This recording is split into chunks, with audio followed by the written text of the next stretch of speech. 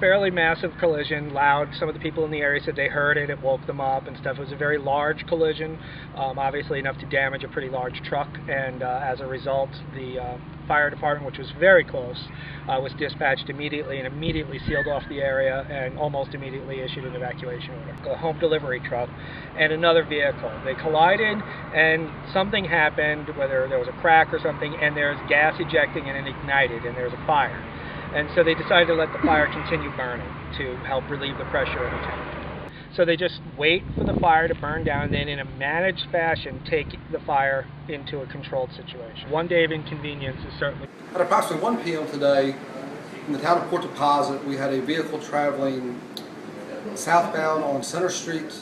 At that point, the vehicle proceeded on Center Street, crossed Main Street, through the railroad tracks, and then hit a building. And that's what time emergency personnel was notified. Based on investigation, it was determined that the vehicle was a tractor trailer carrying approximately 7,000 gallons of propane. The investigation revealed that the driver had missed a turn. He meant to turn on Interstate 95, missed his turn, came down the hill, was not aware of how steep it was, and then realized that his brakes had went out. The vehicle ultimately was embedded in an apartment building, building number 500 in the Tomes Landing complex. Emergency personnel arrived. During that time, they discovered that the driver of the vehicle was trapped inside of the vehicle. After approximately 2 hours, the driver of the vehicle was removed and transported to Christiana Hospital where he's being treated for minor injuries. Currently, personnel on scene secured the scene. Initially, they responded and observed an odor of propane in the air. Precautionary measures were taken. At our current time, we have a transfer truck that is hoping to be able to transfer propane from the current vehicle into the new vehicle. After that is completed, the vehicle will be removed from the scene. We are currently monitoring the structural integrity of the building where the truck hit, also keeping the scene secure in reference to the propane gas.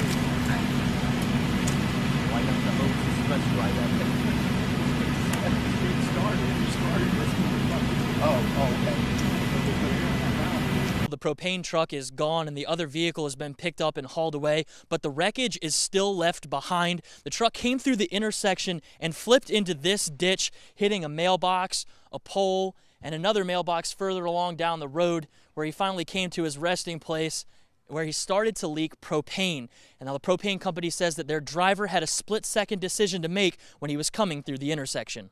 The driver we got, I mean, he's well-trained, and like I said, you know, if he didn't act, she would have been dead, and the kids probably would have been dead too. A near head-on collision left a propane truck this size overturned into a ditch, leaking propane. The safest thing to do, evacuate the immediate area. On a incident like this with a propane tank involved, it's at least a half a mile in all directions. The propane company says less than a half a gallon of product leaked out. When hitting the air, the compressed gas grows exponentially, giving cause for evacuations. Wife had called and said that the volunteer firemen had showed up and said that they were going to have to evacuate the house because of a propane leak. Firefighters say foggy conditions, high humidity, and relatively low winds kept the propane from leaving the area. Propane is flammable. It will travel distances if it finds a source of ignition with the right proper air-fuel mixture. It will ignite. Hours after the accident, Chad Martin was still trying to get home, just a block from the spill. I called 911 to get some heads up on it, and they told me that it was going to be a while. The propane truck was towed away around 3 p.m. and the area is safe. Now the owner of the propane company, Scott Kimmel, is shifting his focus to the health of his driver, who he says avoided a worse collision. Leg is badly injured. They're working on it right now. But his first words was she all right? The propane company says that their driver is awaiting surgery on his injured leg, and the driver and the children in the other vehicle are doing okay. In Lee Township, Josh Marshall, NBC 25. Begin with that loaded propane truck stuck on that small wooden bridge. It's all unfolding along US 441 just south of Lake Worth Road. And that's where News Channel 5's Ryan Calhoun is standing by right now live with the breaking details of how this truck got there and the plan to take it off. Ryan. Good afternoon. Well, what's happening right now is that they're starting to move the propane from the smaller truck that you can see right here is located and stuck on the bridge here off of 441. They're moving the propane out of that AmeriGas truck into a larger one that is more stable right on the road right next to it. Before this, they had to stabilize the propane truck in order to get the propane truck out of it. In the meantime, though, the road here on 441 from the Lake Worth all the way to 50th is shut down while they download that propane. Fire rescue officials say that this all happened around 10 this morning. They said the truck driver drove onto a bridge and then fell through it. They say the driver used his GPS, which told him to turn onto the bridge, but when you look at the bridge, on the front of it, there are signs posted that say no trucks and no vehicles over 3 tons. This AmeriGas truck, fire rescue officials say that it's about 5 tons. This is just a perfect example why people really need to pay attention when they're driving. I understand the man was using a GPS, and GPSs are good, but you got to use your eyes too when you're driving. That was the owner of the bridge who was just talking. She says that she doesn't know how much this damage will cost. It's mainly broken wooden boards that they are trying to fix at this time, or will have to fix afterwards. In the meantime, they're trying to get all of the propane out of it. They will continue to keep this road shut for about an hour, fire rescue officials tell me, while they get this whole situation under control. For now, we're live. I'm Ryan Calhoun, WPTV News Channel 5. Emily, thanks. More now on breaking news. We first brought you on News 4 at 5 o'clock. We now know at least one driver has died in a fiery explosive wreck. We do not know the condition of the other driver just yet. A propane tanker slammed into the back of a coal truck. You can see all the charred damage from that blast. The fire burned for an hour before firefighters got it under control. We're still working to find out the condition of the other driver. We do know no firefighters were hurt in this. Now, this is down in Randolph County, Illinois, south of Sparta on County Line Road, north of Percy, Illinois. This is about 50 miles south of St. Louis. We'll stay on top of the investigation. We will bring you any new information on News 4 at 10.